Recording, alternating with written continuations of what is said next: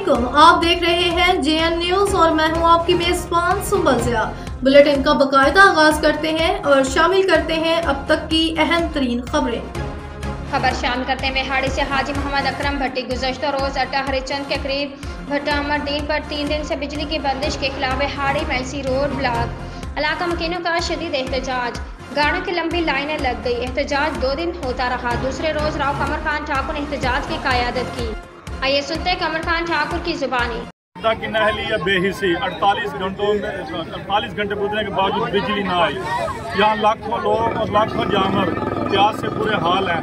लोग बिलक रहे हैं गर्मी में और वापदा वाले अपनी बेहिसी मुख्तियार रहमान अपने घर में सोए हुए हैं, वो कोई काम नहीं करता।